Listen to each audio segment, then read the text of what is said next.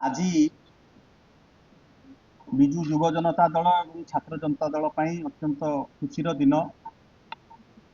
ଦଳର ସଭାପତି ଓଡ଼ିଶାର ସର୍ବମାନ୍ୟ ନେତା 4.5 କୋଟି ଓଡ଼ିଆଙ୍କର ଜନମାନସର ନେତା ଶ୍ରୀଯୁକ୍ତ ନବୀନ ପଟ୍ଟନାୟକଙ୍କର ଅନୁମୋଦନ କ୍ରମେ ଆଜି ବିଜୁ ଯୁବ ଜନତା ଦଳ ଏବଂ ଛାତ୍ର ଜନତା ଦଳର ବହୁ ପ୍ରତୀକ୍ଷିତ ଷ୍ଟେଟ୍ କମିଟି ଲିଷ୍ଟ ଆଜି ଘୋଷଣା କରାଯାଇଛି ଏବଂ ଆମ ଦଳର ପ୍ରିୟ ନେତା ଦଳର ସଭାପତି ନବୀନ ପଟ୍ଟନାୟକ ମହୋଦୟ ତାକୁ ଅନୁମୋଦନ କରିଛନ୍ତି।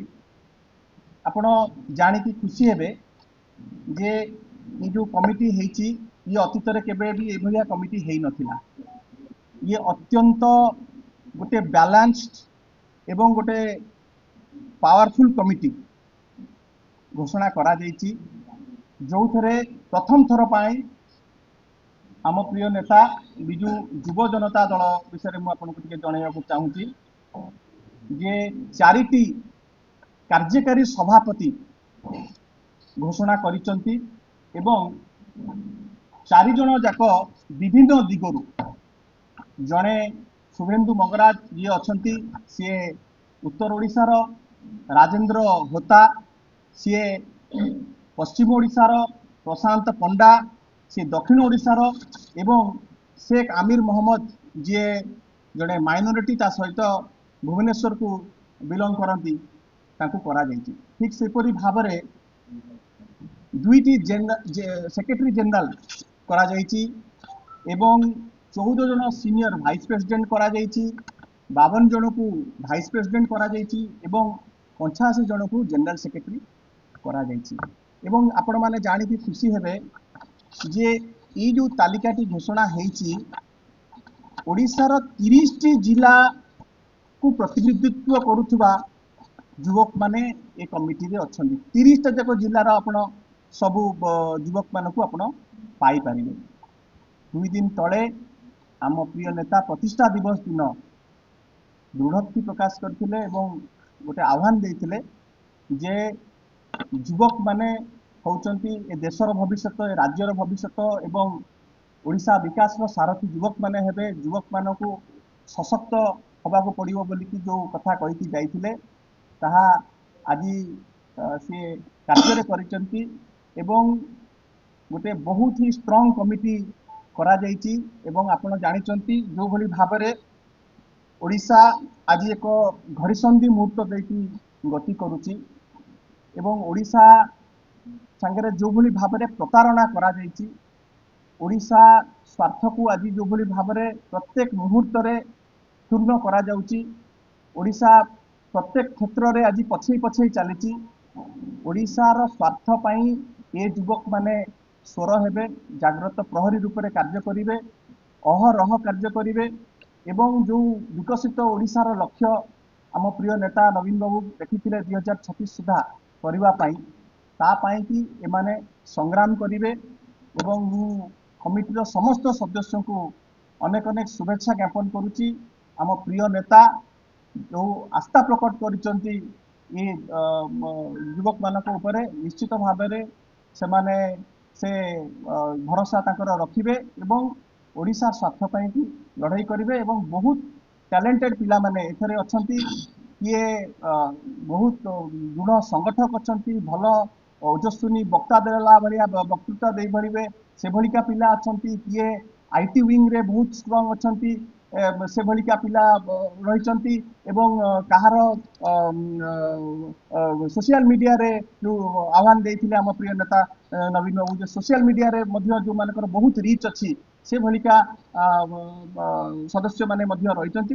तो निश्चित भाव में मु भाबुची आगामी दिन में नवीन बाबूंकर जो आशा रही जे ओडिशा को एक नंबर राज्य में गढ़ी तोड़ा जो स्वप्न रही निश्चित भाव में से कार्य माने समस्त निजको से कार्य संपादन करेंगे बोली लक्ष्य रही। समस्त को नमस्कार। बड़ भाई विजु युव जनता दलर सभापति श्री चिन्मय साहू महोदय तांकर अभिभाषण रखिले। निहाती भाव में आज विजु युव जनता दल एवं विजु छात्र जनता दल गोटे खुशीर दिन। आउ थे दलर सर्वमान्य नेता ଦଳର ସଭାପତି ଏବଂ ଯାହାଙ୍କର ଆଦର୍ଶରେ ଅନୁପ୍ରାଣିତ ହୋଇ ଶହ ଶହ ହଜାର ହଜାର ଛାତ୍ରଛାତ୍ରୀ ଏବଂ ଯୁବକ ଯୁବତୀମାନେ ବିଜୁ ଜନତା ଦଳ ସହ ଯୋଗ ଦେଇଛନ୍ତି। ଶ୍ରୀ ନବୀନ ପଟ୍ଟନାୟକ ମହୋଦୟଙ୍କୁ ଅନେକ ଅନେକ ଧନ୍ୟବାଦ ଜ୍ଞାପନ କରିବି ଏବଂ କୃତଜ୍ଞତା ଜଣାଇବି। 2 ଦିନ ତଳେ ଦଳର ସଭାପତି ଆପଣଙ୍କୁ ଏଇ ଶଙ୍ଖ ଭବନରୁ ପ୍ରତିଷ୍ଠା ଦିବସରେ ଗୋଟେ କଥା କହିଲେ। ସେ କଥାକୁ ବାହାରେ ବହୁତ ଆଲୋଚନା ସମାଲୋଚନା କରାଯାଇଥିଲା। ଲାଇନଟା ଥିଲା, ଆଗାମୀ 100 ବର୍ଷ ବିଜୁ ଜନତା ଦଳ ବଞ୍ଚିବ ଏବଂ ବଢିବ, ସଶକ୍ତ ହେବ, ସଂଗଠିତ ହେବ। ତାର 2 ଦିନ ଯାଇନି, ପ୍ରଥମେ ଗତକାଲି 11ଟି ଜିଲ୍ଲାର ଜିଲ୍ଲା କମିଟି ଡିକ୍ଲାର ହେଲା ଏବଂ ଆଜି ଯୁବ ଜନତା ଏବଂ ଛାତ୍ର ଜନତାର ଗୋଟେ ଜମ୍ବୋ ଟିମ୍ ଡିକ୍ଲାର କରିକି ନବୀନ ବାବୁ ଆଉଥରେ ପ୍ରମାଣ ଦେଲେ ଏଇ ଯୁବ ଏବଂ ଛାତ୍ର ମାନେ ହଉଛନ୍ତି ବିଜୁ ଜନତା ଦଳର ପିଲା, ବିଜୁ ଜନତା ଦଳର ମୂଳ। ଏଇମାନେ ଆଗାମୀ ସମୟରେ ନବୀନ ବାବୁଙ୍କ ନେତୃତ୍ୱରେ ବିଜୁ ଯୁବ ଜନତା ଦଳ ଏବଂ ବିଜୁ ଛାତ୍ର ଜନତା ଦଳ ରାଜରାସ୍ତାରେ ଓଡ଼ିଶାର ସ୍ୱାର୍ଥ ପାଇଁ ଲଢ଼େଇ କରିବ।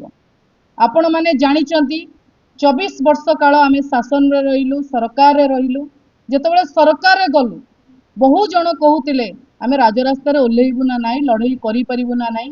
ତା କମିଟି ହବା ପୂର୍ବରୁ ମଧ୍ୟ ଦୀର୍ଘ 16-17 ମାସ 18 ମାସରେ ସରକାର ଅତ୍ୟାଚାର, ଭ୍ରଷ୍ଟାଚାର, ବ୍ୟଭିଚାର ବିରୁଦ୍ଧରେ ରାଜରାସ୍ତାରେ ଲଢ଼େଇ ଯୁବ ଛାତ୍ର ପ୍ରମାଣ କରିଛନ୍ତି କି ନିହାତି ଭାବରେ ଓଡ଼ିଶାର ସ୍ୱାର୍ଥ ପାଇଁ ନବୀନ ବାବୁଙ୍କ ନିର୍ଦ୍ଦେଶରେ ଆମେ ଲଢ଼େଇ କରିବୁ।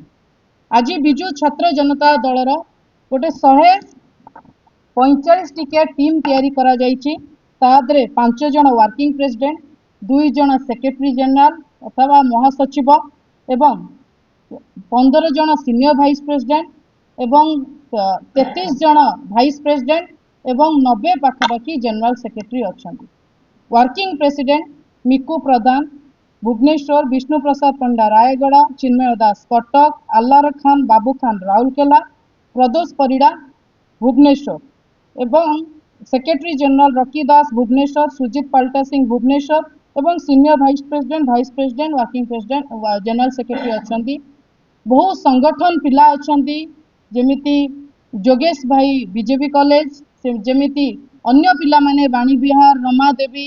ଓଡ଼ିଶାର ଆଗାମୀ ସମୟରେ ଯେତେବେଳେ ଛାତ୍ର ସଂସଦ ନିର୍ବାଚନ ହେବାକୁ ଯାଉଛି, ପ୍ରତି କ୍ୟାମ୍ପସରେ ଯେଉଁମାନେ ଗୋଟେ ସମୟ ଥିଲା କ୍ୟାମ୍ପସର ସଭାପତି ହେଇଛନ୍ତି, ସେ ଭଦ୍ରକ କଲେଜ ସଭାପତି ହଉ, ସେ ବାଣୀବିହାର ହଉ, ସେ ରମାଦେବୀର ଲିଡିଂ ପିଲା ହୁଅନ୍ତୁ, ବିଜେପି କଲେଜ ହୁଅନ୍ତି କି ଓଡ଼ିଶାର ତମାମ, ଆପଣ କଳାହାଣ୍ଡି ଦେଖନ୍ତୁ, କୋରାପୁଟ ଦେଖନ୍ତୁ, ସବୁ ଜାଗାର ପିଲାଙ୍କୁ ଏଠି ସ୍ଥାନ ଦିଆଯାଇଛି।